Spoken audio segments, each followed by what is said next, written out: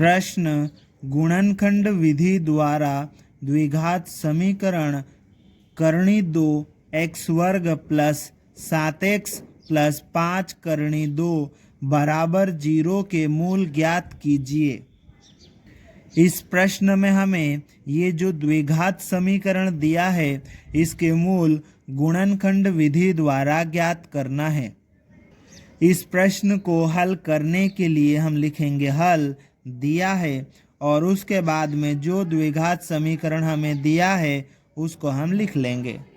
इस समीकरण के मूल हमें गुणनखंड विधि द्वारा ज्ञात करना है और जब हम समीकरण के मूल गुणनखंड विधि के द्वारा ज्ञात करते हैं तो उस समीकरण के दो खंड मीन्स दो टुकड़े करते हैं। ठीक है, तो इस समीकरण के हमें दो टुकड़े करने होंगे और इस पूरे समीकरण के दो टुकड़े करने के लिए हमें ये जो मिडिल टर्म है मध्य पद 7x है इसके दो टुकड़े करने होंगे। ठीक है, अब इसके दो टुकड़े करने के लिए हमें इसकी जो पड़ोसी है उसको ज़रा ध्यान से देखना है।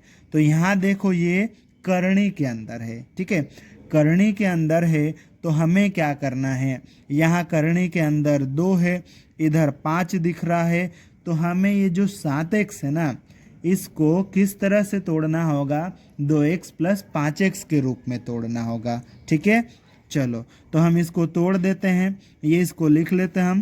पहला पद तो आ जाएगा करनी 2x वर्ग प्लस ये जो 7x है इस 7x को कैसे तोड़ेंगे, 2x प्लस 5x कर देंगे, वापस से जोड़ेंगे तो 7x हो जाएगा। ठीक है, प्लस 5 करनी 2 और बराबर 0।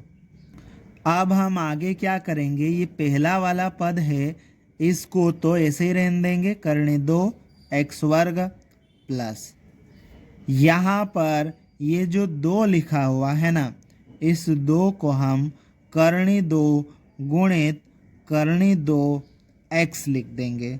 इन दोनों का वापस गुणा करेंगे तो करनी 2 की घात 2 हो जाएगी और घात 2 से करनी हटके सिर्फ 2 ही आ जाएगा, मतलब इनका वापस गुणा करेंगे तो वापस 2 आ जाएगा। तो 2 की जगह पर हम इसको करनी 2 गुणित करनी 2 लिख सकते हैं। ठीक है, और ये प्लस 5x और ये प्लस 5 करनी 2 बराबर 0।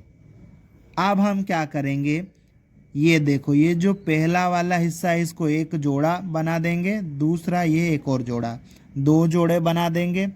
यहाँ पर देखो पहले वाले जोड़े में क्या चीज़ कॉमन है, करनी 2 दोनों जगह है और x भी है, तो यहाँ से हम करनी 2x कॉमन ले लेंगे। ठीक है, यहाँ से करनी 2 गया, x स्क्वायर है मतलब x गुणित x, 2 बार x लिखा हुआ है, एक x बाहर गया तो एक x बच जाएगा यहाँ पे। ठीक है, प्लस यहाँ से करनी 2x पूरा गया तो ये करनी 2 बच जाएगा यहाँ पे। ठीक है, और फिर ये प्लस यहाँ देखो दूसरे जोड़े में क्या कॉमन आएगा, दोनों जगह 5 दिख रहा है। ठीक है, तो 5 कॉमन आ जाएगा तो यहाँ पे क्या बचेगा फिर x, यहाँ से 5 गया तो क्या बचेगा करनी 2 और ये बराबर का चिन्ह और 0। अब इस पूरे को एक जोड़ा मान लो तो देखो इस पूरे में ये x प्लस करनी 2 ये पूरा कोष्टक के अंदर जो लिखा हुआ है यहाँ भी है और यहाँ भी है, तो इसको ही कॉमन ले लेंगे तो x प्लस करनी 2 ये पूरा बाहर आएगा तो अंदर क्या बच जाएगा, करनी 2x प्लस यहाँ से ये चलेगा तो क्या बच जाएगा 5 बराबर 0। ठीक है, इस प्रकार से हमने ये जो द्विघात समीकरण दिया था इसके दो खंड दो टुकड़े कर लिए। अब हम क्या करेंगे, इन दोनों टुकड़ों को 0 के बराबर रखेंगे। अब हम पहले वाले इस टुकड़े को 0 के बराबर रख देंगे। ठीक है, ये पहला टुकड़ा लिखा इसको 0 के बराबर रख दिया। अब ये जो दूसरा टुकड़ा है इस दूसरे टुकड़े को भी 0 के बराबर रखेंगे। तो यहाँ लिख लेते हैं करनी 2x प्लस 5 बराबर 0। इसको भी 0 के बराबर रख दिया। अब पहले वाले टुकड़े को सोल्व कर लेते हैं। ये x बराबर 0, करनी 2 को इधर से उठा के उधर भेजेंगे। इधर करनी 2 प्लस का है, उधर जाएगा तो माइनस का करनी 2 हो जाएगा। फिर ये x बराबर 0 में से करनी 2 को घटाएंगे तो कितना आ जाएगा, माइनस करनी 2 आ जाएगा। ठीक है, अब यहाँ पर हम यह लिख लेते हैं। अब दूसरे टुकड़े को भी सोल्व कर लेते हैं। तो यहाँ पर करनी 2x रहेगा। ठीक है, ये बराबर का चिन्ह और 0, 5 को इधर से उठा के उधर भेजेंगे। इधर ये प्लस का है, उधर जाएगा तो माइनस का हो जाएगा। ये करनी 2x तो ऐसा ही आ जाएगा। ये बराबर का चिन्ह 0 में से 5 घटाएंगे, -5 आ जाएगा। ठीक है, यहाँ से हमें x का मान निकालना है। तो x के साथ में ये करनी 2 चिपका हुआ है, मतलब गुणा में है।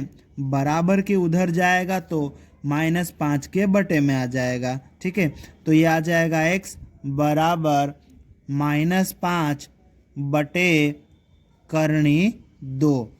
इस प्रकार हमने दिए हुए द्विघात समीकरण की सहायता से x के 2 मान निकाल लिए हैं और ये जो 2x के मान हैं यही उस द्विघात समीकरण के मूल है।